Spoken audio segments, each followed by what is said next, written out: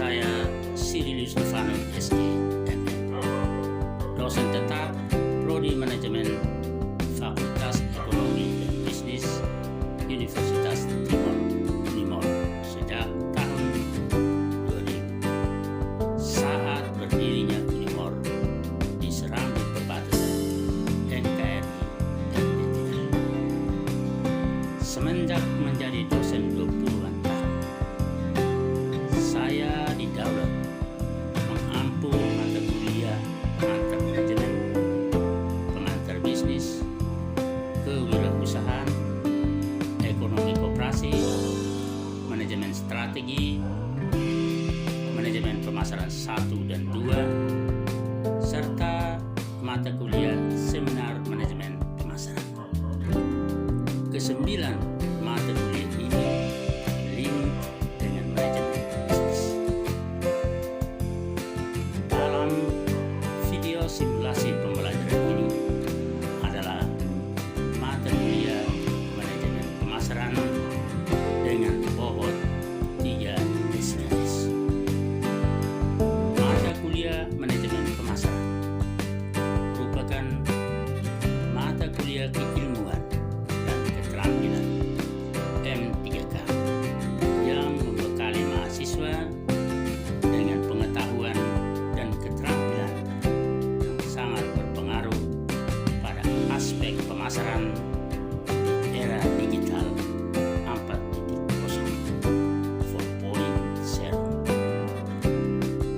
Pokok bahasan diawali dari konsep-konsep dasar filosofis pemasaran, analisis lingkungan, pesaing dan pelanggan, strategi marketing mix, konsep P2P, dan analisis global market. Bertolak dari deretan topik sentral di atas, maka capaian yang dibebankan pada mata kuliah ini adalah mampu menerapkan konsep pemasaran dalam rencana bisnis, mengidentifikasi lingkungan pemasaran, mengaplikasikan konsep P2P, dan mampu menganalisis peta persaingan pasar global market. Teknik pembelajaran adalah peranan, diskusi, tanya jawab, pemberian tugas baik individu, kelompok, discovery, dan simulasi, sehingga mampu asimilasikan konsep dan prinsip dengan mengamati, mencerna, membuat dugaan, dan kesimpulan. Rujukan materi kuliah: 1. Marketing Manajemen, Kotler Keller 2006. 2. Dasar-dasar pemasaran, Armstrong dan Kotler 2002. 3. Strategi marketing mix, Stefano Sirilius 2012. 4. Consumer behavior, Schiffman dan L. Kahn 2004. Selanjutnya dapat mengikuti proses simulasi pembelajaran mata kuliah manajemen pemasaran 1. Terima kasih, Tuhan.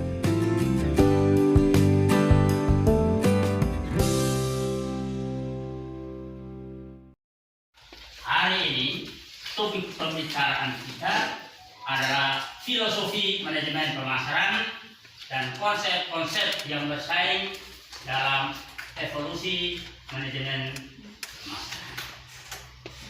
Harapan kita dari topik bahasan ini, adik-adik mudah-mudahan bisa akan memahaminya. Karena itu pasang telinga baik-baik. Abang mau cerita sedikit tentang filosofi manajemen pemasaran dan konsep-konsep yang bersaing di era evolusi manajemen pemasaran. bicara soal manajemen pemasaran, itu sebetulnya merupakan sebuah mata kuliah keilmuan dan keterampilan yang membekali mahasiswa melalui topik yang sangat berpengaruh untuk pemasaran di era digital 4.0, 4.0. Ada sejumlah topik utama dalam mata kuliah ini seiring rencana perkuliahan semester yang lazim disingkat RPS. Yang pokok bahasan pertama adalah filosofi manajemen pemasaran dan konsep-konsep yang bersaing dalam evolusi manajemen pemasaran. Competing konsep yang dibahas dalam pertemuan ini.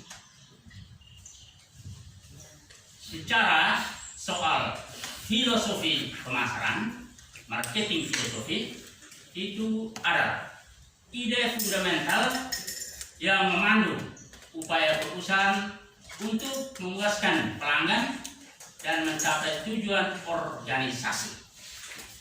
Nah, di sini yang perlu diperhatikan bahwa di dalam saat kita mempunyai pikiran yang mendasar, maka sebagai pengusaha tentunya harus memperhatikan kebutuhan dan keinginan daripada konsumen. Jadi yang namanya kebutuhan dan keinginan, needs dan wants daripada konsumen ini perlu kita perhatikan. Mengapa kita perlu memperhatikan yang namanya kebutuhan dan keinginan daripada konsumen? Karena kita sebagai pengusaha tentunya di dalam upaya memproduksi produk itu bukan untuk diri kita sebagai pengusaha, tetapi untuk yang menggunakan, yang memakai, yang kita kenal dengan istilah konsumen. Mengapa perlu kita ketahui yang namanya kebutuhan dan keinginan mereka? Karena toh produk yang akan kita produksi itu akan digunakan oleh konsumen. Maka supaya setelah kita memproduksi produk tersebut tidak menjadi mubazir, maka tentunya kita terlebih dahulu harus mencari tahu. Apa yang perlu dicari tahu? Yang dicari tahu adalah needs dan wants daripada konsumen. Kalau sudah kita mengetahui kebutuhan dan keinginan daripada konsumen, maka tentunya desain dan proses produksi itu akan disesuaikan dengan kebutuhan dan keinginan daripada konsumen. Sehingga dengan demikian setelah kita memproduksi tentunya laris manis produk yang kita produksi. Tidak lagi kita pusing untuk mencari konsumen karena sesuai dengan kebutuhan dan keinginan. Ya, itulah kira-kira arah. Ya. Yang ketiga, the selling concept. Konsep penjualan menitik beratkan kepada pelayanan keinginan perusahaan, terutama mencari penghasilan dengan membuat produk sebanyak mungkin. Para manajer dalam organisasi ini dia berfokus kepada kuantitas pembuatan, baru berupaya mempengaruhi konsumen dengan ragam kegiatan promosi. Ada bauran promosi, ya. Bauran promosi itu ada angka, ya. Tidak-tidaknya nanti kita kenal dengan istilah periklanan, ya. Advertising. Kalau periklanan itu advertising, ya. Tidaknya nanti lewat sales promotion, ya.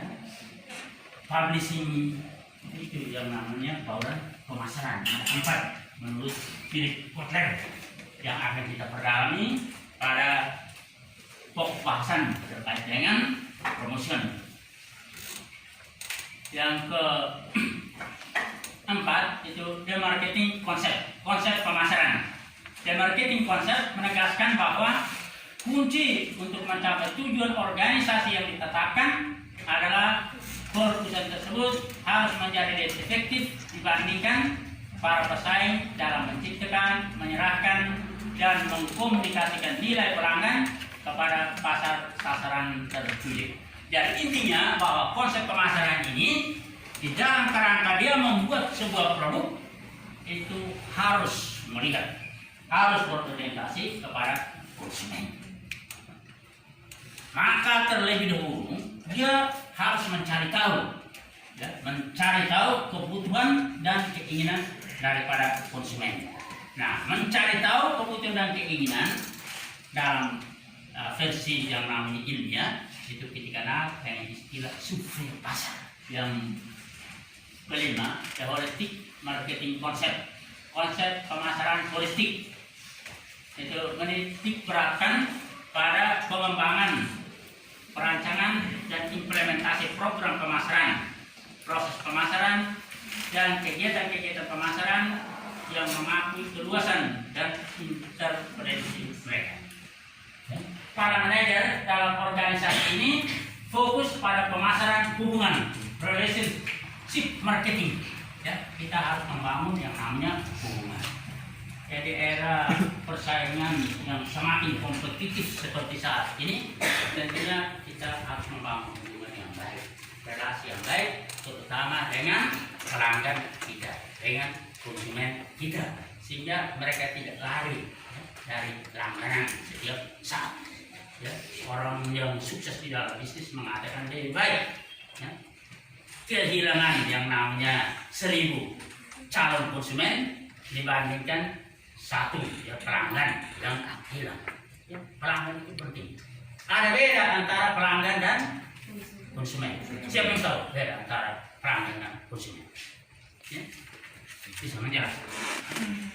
Siapa yang tahu beda antara pelanggan dan konsumen? Ya, pelanggan. Ya, coba. Pelanggan itu apa? Bedanya dengan konsumen. Ya, ya, pembeli. Sedangkan konsumen. Ya, jadi bedanya begini. Hanya dari frekuensinya saja. Ya, pelanggan otomatis konsumen. Kalau konsumen belum tentu pelanggan. Terbalik ya. Artinya apa? Artinya kalau pelanggan itu minimal 2 kali dia sudah membeli. Itu namanya pelanggan. Kalau konsumen bisa 1 kali. Ya, itu bedanya di sini. Baik. Yang kedua, pemasaran terpadu, integrated marketing. Yang terpadu artinya memadukan antara satu bagian dengan bagian yang lain. Pemasaran harus bertanggung jawab sosial, ya, social responsibility marketing. Ya, jadi Anda boleh mengejar keuntungan sebanyak-banyaknya, semaksimal mungkin, tapi juga jangan lupa hal-hal sosial di lingkungan sekitar kita. Sebelum kita mengakhiri ini, kita masuk kepada sesi tanya jawab. Ada yang masih kurang, silahkan bertanya.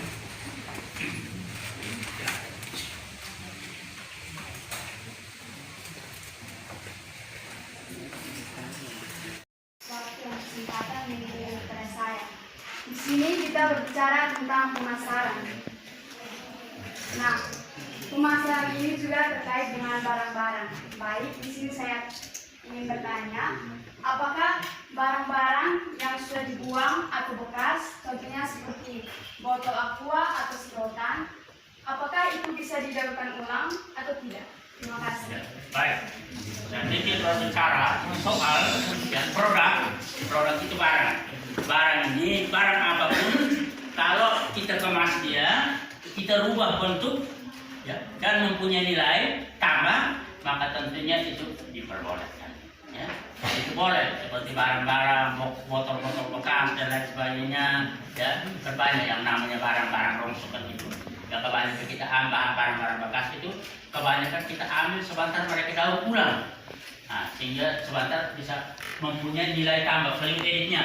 Kalau ada nilai tambah memberi keuntungan bagi perusahaan, maka tidak ada salah ya, bahwa barang-barang bekas tersebut tentunya akan digunakan karena dia bernilai ekonomis ya. Kira-kira demikian ya. Kalau dari dimensi personalnya, siapa saja yang terlibat dalam perusahaan? Baik, kalau dari kembali ke perbedaan konsep penjualan dan konsep pemasaran, kalau dari dimensi personalia untuk konsep penjualan, ya tentunya dia lebih spesifik, lebih khusus. Tenaga-tenaga yang dilibatkan di dalam kegiatan atau aktivitas pemasaran hanya sebatas kepada tenaga-tenaga promosional, tenaga-tenaga yang mengadakan promosi. Ya. sales promotion, ya. Sales skills itu yang orang-orang gardas yang membawa barang pergi jual ke masyarakat, ya, itu khusus itu saja. Atau salesman, sales skills atau salesman itu yang dianggap sebagai ya tenaga kerja pada bidang pemasaran di perusahaan tersebut. Itu kalau kita lihat dari dimensi personalianya untuk konsep penjualan. Sementara untuk konsep pemasaran dari dimensi personalia itu seluruh orang yang ada di dalam perusahaan tersebut, bukan hanya sebatas sales skills, salesman, tetapi termasuk juga nanti bagian tenaga kerja, bagian administrasi, tenaga kerja, bagian keuangan, ya, tenaga kerja, bagian operasional, ya, produksi dan lain sebagainya. Singkatnya bahwa semua orang yang ada di dalam perusahaan tersebut itu diklaim sebagai ya tenaga pemasaran karena mereka terintegral. Nah, yang menjadi pertanyaan apakah ya misalnya seperti dia production konsep ini akan sirna setelah dia dayanya habis dia sirna, ya mungkin iya, tetapi juga bisa jawabannya tidak. Sampai sekarang ini masih tetap berjalan, ya, seperti untuk production konsep misalnya. Nah itu dia berlaku untuk tadi yang pertanyaan terakhir sebelumnya itu ya untuk produk-produk yang sifatnya massal. Nah, untuk produk-produk yang sifatnya massal ya untuk menggunakan konsep production ini tetap berjalan. Ya, dia memproduksi barang itu sebanyak mungkin karena dia mempunyai keyakinan bahwa produk tersebut akan laku terjual di pasaran. Itu tergantung soal ya sifat dari masing-masing ya konsumen dan perusahaan. Nah, sekarang ini bahwa dia tidak mati sama sekali. Hanya memang kecenderungan sekarang kita pakai adalah holistic marketing. Kebanyakan orang menggunakan itu, tapi hal-hal kecil ya masih digunakan. Ya konsep produk itu masih tetap saja digunakan. Ya konsep produk yang dimaksudkan kualitas, penekanannya kepada kualitas itu masih digunakan. Kualitas tentunya versi daripada perusahaan. Ya itu masih juga digunakan. Ya sementara ya konsep penjualan juga demikian masih tetap berjalan. Hanya presentasinya yang tentunya tidak tergantung presentasinya itu yang tergantung dengan situasi dan kondisi. Bahwa di holistik tentunya lebih banyak presentasinya dibandingkan dengan marketing, dibanding konsep dibandingkan dengan selling konsep, dibandingkan dengan product konsep dan production konsep. Ya porsinya beda-beda. Tentunya kembali kepada situasi dan kondisi yang berlaku saat ini. Di mana ada peluang, maka tentunya sebagai seorang pengusaha jangan lupa untuk memanfaatkan peluang itu. Sekecil apapun peluang itu harus peka. Maka bagi seorang pengusaha yang sukses itu bukan hanya panca indera, tapi ada anam ya indera. Bukan 5 indera saja, tapi sudah ada 6 indera. Ya, intuisinya juga harus ada. Ya, bukan hanya soal telinga, bukan hanya soal lidah untuk rasa dan lain sebagainya, tetapi juga harus ada intuisinya. Ya, intuisinya, pengalaman. Kalau sudah melakukan pengalaman yang sudah luar biasa, adik-adik yang sudah sering melakukan kegiatan bisnis, seperti kita jalan dengan teman-teman yang pedagang, itu biasa mereka jalan-jalan, tiba-tiba misalnya banyak barang, besok membeli barang dan datang jual lagi. Kita tidak, pokoknya jalan lewat begitu saja. Ya, orang sense itu yang namanya intuisinya ada. Itu perlu kita macam adik-adik mulai sekarang generasi milenial mau mampu bersaing di era kemudian, dan adik-adik mulai sekarang ini ya harus berusaha untuk menjadi job seeker, jangan menjadi job seeker. Job seeker artinya berusaha untuk menciptakan lapangan kerja setidaknya untuk diri sendiri dibandingkan ya mencari kerja. Kita cari kerja ini sekarang sangat susah sulit. Maka adik-adik diharapkan untuk terbang nanti bisa ya berusaha untuk menciptakan pekerjaan. Makanya ada mata kuliah pemasaran ini dan nanti ada mata kuliah kewirausahaan yang adik-adik harus manfaatkan untuk mengerti ya suatu ketika menjadi ya raja kecil lah. saya itu kadang-kadang menjadi heran yang namanya kita yang semakin kita bukan menjadi raja, membuat kita untuk menjadi raja, tapi membuat kita menjadi jurus. Semakin kita berpendidikan tinggi, semakin kita lamar, cari, saya mencari kerja, tidak pernah mau berusaha untuk menjadi. Coba lihat yang namanya pengusaha sukses, kebanyakan pendidikannya tidak terlalu tinggi, ya? Tapi mempekerjakan kita yang doktor, S1, S2, sebatas kerja. Karena orientasi, mindset yang ada di dalam pikiran kita ini, ya, sudah membudaya, itu kita merasa bangga kalau bekerja pada orang lain dibandingkan mempekerjakan orang lain. Mau jadi raja kan mempekerjakan orang lain. Dan ingat, adik-adik ini adalah jurusan manajemen. Manajemen itu sukses bukan karena diri kita yang melakukan, tetapi perpanjangan tangan orang lain yang kita raih. Ya? Kita berhasil melalui perpanjangan tangan orang lain. Nah, ini yang kadang kita lalai, kita lupa. Maka sejak dini, adik-adik baru semester 3 ini, dia berusaha untuk nanti bisa menangkan diri, untuk mengubah mindset tadi, mindset yang terpola dan sudah membudaya, yang nanti mau menjadi job cycle ini perlahan-lahan disekolor menuju kepada yang namanya job kreatif.